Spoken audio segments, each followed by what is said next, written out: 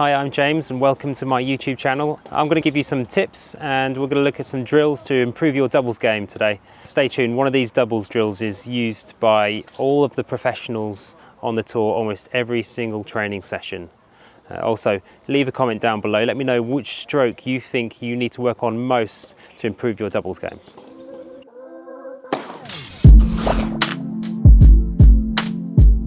Three important areas that you need to work on to be a good doubles player. Firstly is your positioning. You can win a lot of points just by positioning yourself properly in the court.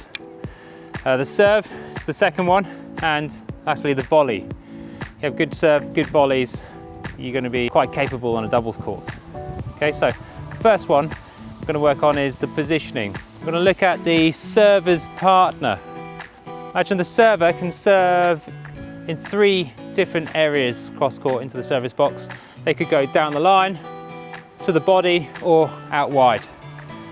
So as the volleyer, we want to start in the middle of the service box and then track towards the ball depending on which serve is coming.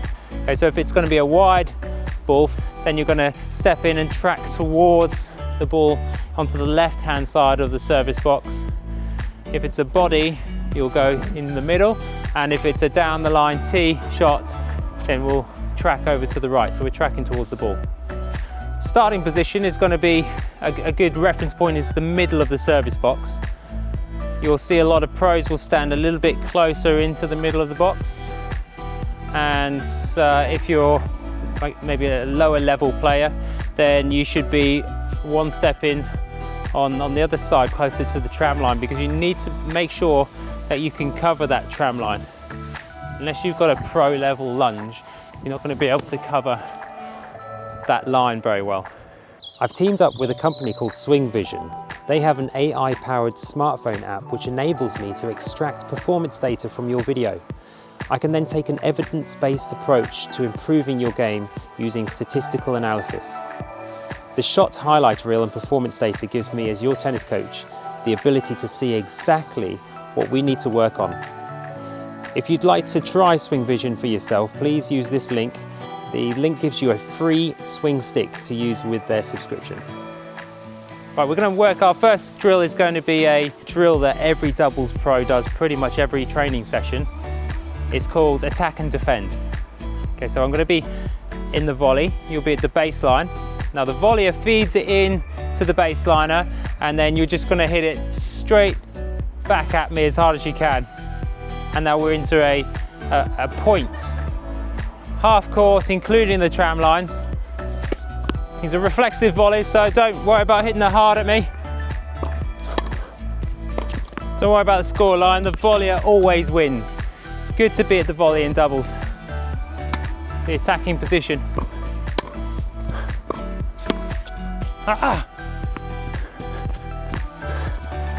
I was destined to lose that point because I talked up the volley.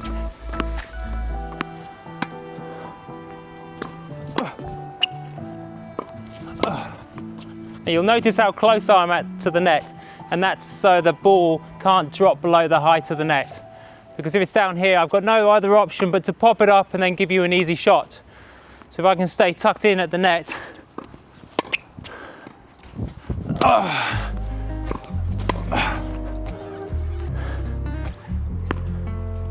then it won't be able to drop below the height of the net. I'll be in that attacking position above. Okay, do you want to give it a go? Now these are reflexive volleys. Make sure you're up on your toes, bouncing, because any one of these could be your split step, ready for the volley. When you take that racket back, you want to take it no further back than your ear. And you're going to be slightly above the ball because you want to go down to the ball. Then we're going to draw a U shape underneath the ball, pointing that racket at the top of the net cord as opposed to the bottom. Okay, we draw that U shape under the ball, so keep that racket face pointing forwards in the right direction.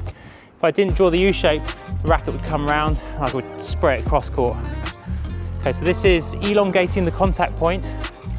So if I mistime it even just a fraction, it's still going to be going the right way. And this is going to come through with a bit of backspin on it.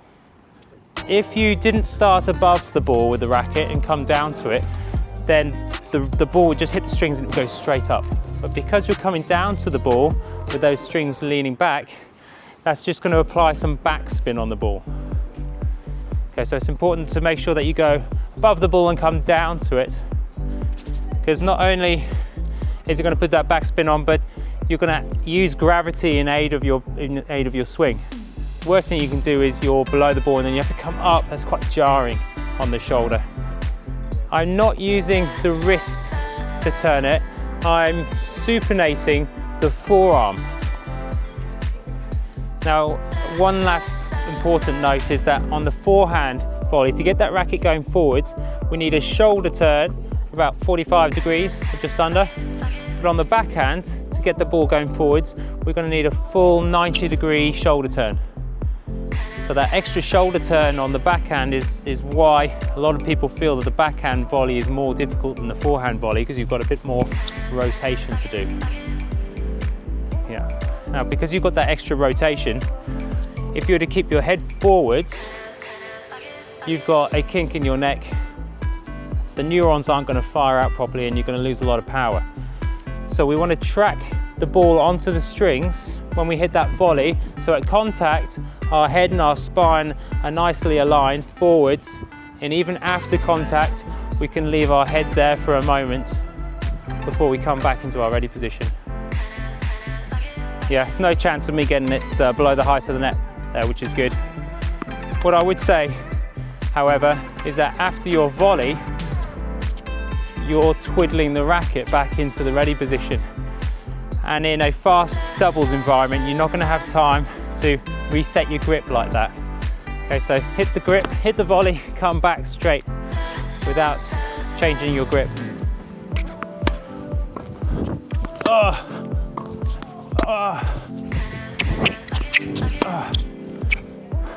So your ready position's a little bit low.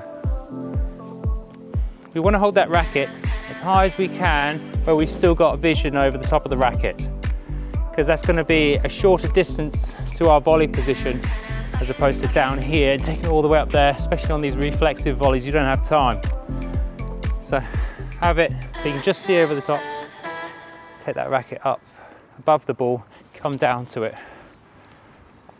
Okay, so we've gone through your positioning as the service partner. We've done some reflex volleying. Next, we're going to look at the approach volley. You know, there's 3 different ways of getting to the net in a game. The first one is wait for a breakdown in the rally, wait for a short ball, then you can attack the short ball and then make your way in.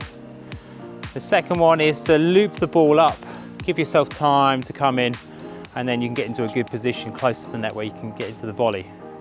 That will usually be done into the backhand with a loopy shot into the backhand, the sneak approach. The third one, which we haven't worked on before, is this approach volley. It's very effective, especially used in doubles, because we want to try and get to the net as much as we can whenever we can in doubles.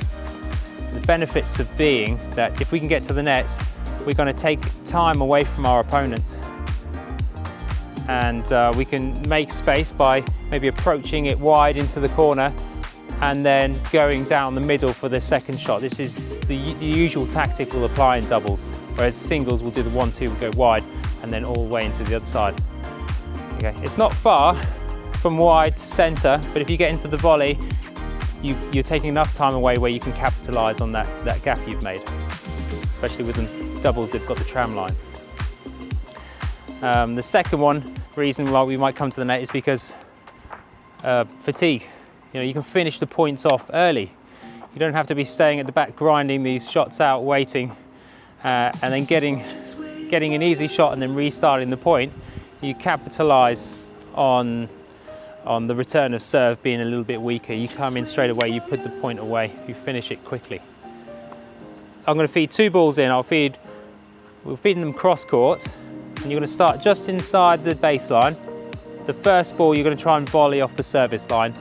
Place it deep and wide, because the objective of this placement volley, the approach volley, is to get yourself into the net and set yourself up for a put-away volley at the net.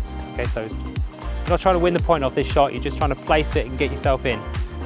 Yeah, imagine we're playing doubles, we've got volley partners here. So this is the reason why I'd say first ball, the approach volley goes out wide. The second one, you're capitalizing on the space you've made and go down the middle between the two players. Alternatively, if the ball comes back high, you can go for the angle against the volleyer. So the approach volley is a bit different to a regular volley in the sense that we're not going to start above the ball and come down with that backspin quite as much. We're just going to punch through it. Okay, so if you send me one over, hit this one back, I'm going to punch through it, try and get a clean shot off, and then elongate the follow through, a bit like a basketball player might leave that arm hanging. Okay, play it. Reflex, reflexive, go.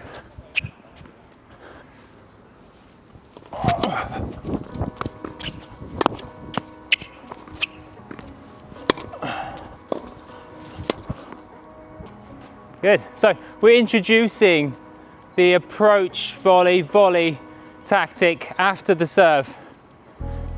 You'll see a lot of pro doubles players will approach straight in after the serve every single time like this.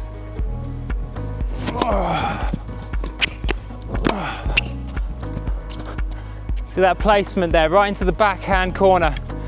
Now a couple of things to note here is, firstly, it's not a fast serve.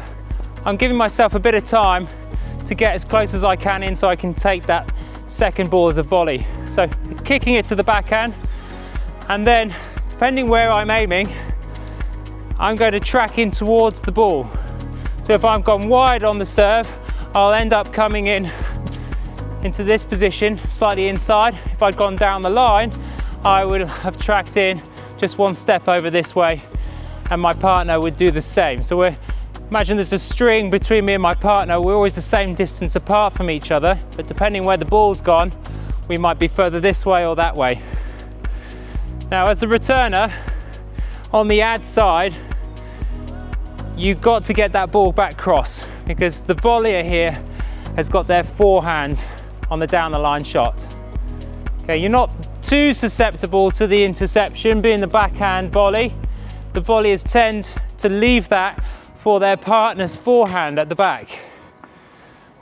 But still, we need to keep that ball cross. It keeps the tactics very simple as the returner on the ad side. Keep the ball cross, keep it with width. Okay, moving on to the other way the approach shot could be applied on the return game is on a weak second serve. You will take that ball as early as you can. Say, I'm returning a second serve, I've positioned myself inside the court, and I'm going to look to take that ball on nice and early, back cross court because we're playing on the outside, and then the next ball, depending on where I've shot that ball, I'll be tracking more into the center or stay in the middle of the box and look to take an approach volley for my second shot, volley to finish. And you'll notice here the approach volley tends to go out wide, volley at the net finishes down the middle. Okay, so I'm going to be hitting some weak second serves at you now. I want you to work on that approach volley tactic. In you come. Punch it. Good, well done. You've taken my time away from me there, so I haven't got a lot of time to prepare for the next shot.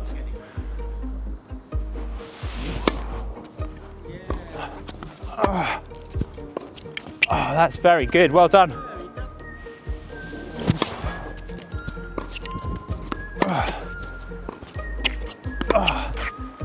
It's just a bit long, but it's not far off. Hopefully you're getting a feel for that volley here, and I feel like that U shape here is really important in making sure that you keep that racket pointing the right way. We're getting a little bit of backspin, but more than anything, we're guiding that ball, which means leaving that hand out in front of you for a little bit longer on the follow through, just to emphasize the direction. You can see how it all comes together there. With your reflex volleys, your positioning, you've got an approach volley which you can use on entering after the serve, but also approaching on a second serve return. All you need to do to get a virtual one-to-one session with me is visit my website, where you can purchase a session either live with me or as a recording. Pop your phone on the back fence of the tennis court and record a short video for me to analyse. Then we can work together to get the most out of your game. I look forward to working with you.